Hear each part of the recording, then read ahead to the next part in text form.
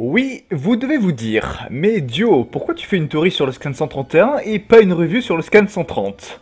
Eh bien, si vous êtes nouveau sur la chaîne, je comprends et je vais vous le dire très simplement. Je n'aime pas faire de review de scan car je n'aime pas la description. Moi, ce qui me passionne, c'est faire des théories. Du coup, dans la vidéo d'aujourd'hui, je vais dans un premier temps donner mon avis sur le scan 130, puis dans un second temps, je vais faire des hypothèses sur le scan 131. Du coup, bonjour à tous, je suis Diosama, et aujourd'hui on se retrouve pour la théorie du scan 131 de SNK.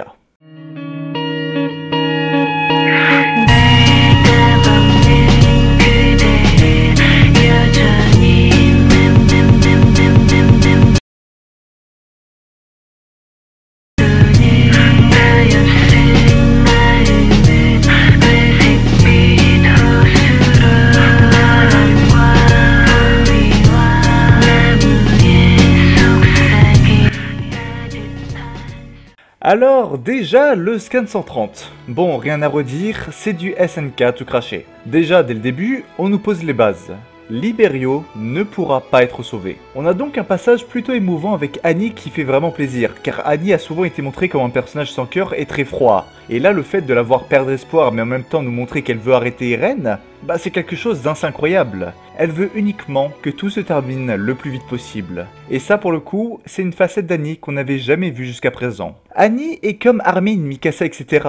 Elle veut que tout s'arrête pour pouvoir enfin être en paix et arrêter les combats. On a ensuite un passage avec Eren et Historia, et en plus de ça, le moment où Eren comprend que oui, il n'y a vraiment aucun retour en arrière. Eren et Historia sont donc bel et bien restés proches, et donc oui, c'est encore une fois un indice pour nous dire que c'est bel et bien Eren le père. Et donc là, bon, je pense qu'il n'y a vraiment plus de surprise. La chose que j'ai trouvé vraiment incroyable dans ce passage, c'est la détermination d'Eren à sauver son peuple et ses amis. Il est conscient qu'il va faire un énorme massacre, même Historia lui dit qu'il va faire ce qu'il a subi, à savoir la mort de sa mère par un titan. Sauf que Eren s'en fiche vraiment de sa vie. Il ne lui reste plus beaucoup de temps à vivre à cause de la malédiction de Ymir, et c'est pour ça qu'il n'a pas le temps de trouver et de créer une solution pacifique. S'il attend trop, il perdra tout simplement l'originel, et tout ce qu'il a fait aurait été donc vain. Il va donc faire ce qu'il a juré de faire il y a de ça quelques années, éradiquer les titans et protéger ses amis. Au passage, je tiens à mettre en avant le passage avec Sig, qui nous dit que bon, peut-être que si Mikasa est dévouée à Eren, c'est pas forcément à cause de ses gènes d'Ackerman, mais plutôt parce qu'elle est amoureuse de lui. Donc bon, je crois que quand on a lu ça, on était un petit peu en mode... Bien évidemment! Bien évidemment! Bien évidemment! Car bon voilà, après 130 chapitres, il y a enfin quelqu'un, mis à part Jean, qui a enfin compris le truc le plus évident du manga. Donc bon, ça fait quand même plaisir.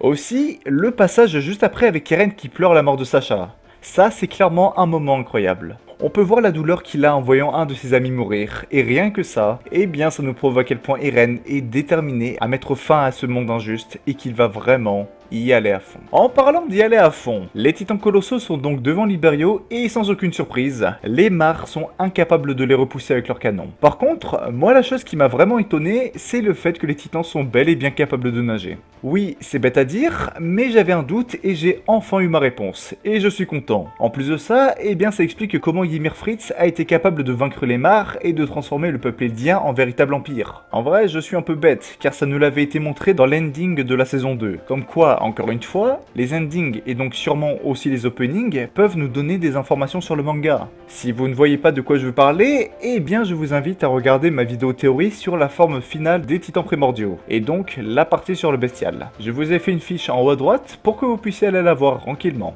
On a encore une fois la preuve que les titans colossaux sont tout simplement beaucoup trop forts. Mais surtout, nous avons le véritable visage du titan originel d'Eren. Et mon dieu, qu'est-ce qu'il est terrifiant. Eren est vraiment devenu un dieu, et je ne vois absolument pas comment nos protagonistes vont faire pour abattre ce monstre. En tout cas, j'ai vraiment hâte de voir comment le prochain scan va se dérouler, car ça risque d'être un véritable bain de sang, et donc un chapitre riche en émotions. En parlant du chapitre 131, les prédictions. Alors, vous l'aurez deviné, mais le thème central du prochain scan est sûrement la destruction de la ville de Liberio. Au début, je ne pensais pas que la ville allait vraiment être détruite. Eren l'a vu, toutes les personnes qui y vivent ne sont pas mauvaises. Et surtout, est-ce qu'il voulait vraiment recréer son traumatisme d'enfance? Malheureusement, la réponse est oui. Oui, Eren a continué d'avancer tout droit pour réussir son objectif final. Protéger ses amis, même s'il doit pour cela devenir un véritable démon. Au début, je pensais que la ville n'allait pas être détruite, car honnêtement, j'aurais bien bien vu Eren avoir un flashback de son enfance avec le moment où justement sa mère se fait dévorer. Mais malheureusement, ce flashback on vient de l'avoir et on va pas passer par 4 chemins. Eren s'en fiche royalement.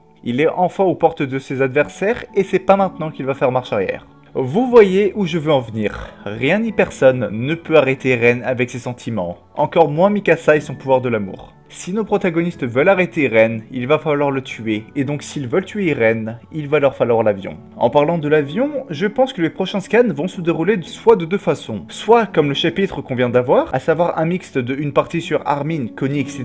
et ensuite une partie sur Eren qui détruit le monde, soit 2 ou 3 chapitres uniquement sur nos protagonistes qui essayent de prendre l'avion et qui, quand ils auront enfin réussi, car oui ils vont faire décoller l'avion, ça c'est une évidence, découvrir en même temps que nous le carnage fait par Eren. Et ça sera selon moi l'élément déclencheur pour nos protagonistes. Annie nous l'a bien montré. Armin etc. veulent arrêter Eren, mais ils n'ont pas envie de le tuer. Si jamais Armin etc. prennent l'avion et observent le massacre créé par Eren, là c'est sûr, ils vont se dire que non. La seule solution pour l'arrêter, c'est de le tuer. Voilà, je pense que les prochains scans vont se dérouler de cette façon, mais il nous reste encore un élément sur lequel nous pouvons débattre. Floch. Encore une fois, Floch a été mis en avant dans ce scan, en nous montrant qu'il était la première personne qui a été mis au courant par Eren lui-même pour son plan. On savait déjà que Floch était dévoué à 100% à Eren, et c'est pour ça que je suis persuadé que nous aurons Floch qui va réapparaître dans le prochain scan. Comme je vous l'ai dit, il y a une très grande chance que les 2-3 prochains scans soient uniquement sur Armin et compagnie. Et en plus de ça, vous le sentez venir, ils ne vont pas réussir à faire décoller de l'avion comme ça, sans aucun problème. Malgré le fait que son bras a explosé à cause de Gabi, Floch est toujours vivant, et je suis persuadé qu'il a réussi à s'accrocher à l'avion et donc monter sur le bateau d'une façon ou d'une autre. Du coup, je vous donne mon avis. Le scan 131 de SNK portera selon moi sur la confrontation finale entre nos protagonistes et Floch, et il se conclura sûrement par la mort de Floch, malheureusement. Voilà, la vidéo est terminée. Je sais qu'elle est plutôt courte, mais je n'ai pas envie de parler comme ça pour au final rien dire, histoire de gratter 10 minutes de vidéo. Donc voilà, je vous respecte, donc bon, je ne vais pas le faire. J'espère que la vidéo vous a plu, et j'ai surtout hâte de voir votre avis sur le scan 130, et donc aussi vos théories sur le scan 131. C'est notamment pour ça que je fais des vidéos, donc j'espère avoir beaucoup de vos retours. Vous l'avez aperçu à l'intro, le troisième et sûrement dernier indice est là, donc bonne chance à vous. Je vous rassure, il est bien plus facile que le deuxième indice qui était beaucoup trop compliqué ma foi. N'oubliez pas de vous abonner et partager la vidéo, ça aide énormément. Le serveur Discord continue de grandir et tout ça c'est grâce à vous. Du coup je vous en remercie. Restez fiers de ce que vous faites dans la vie et comme on le dit en Italie, arrivederci.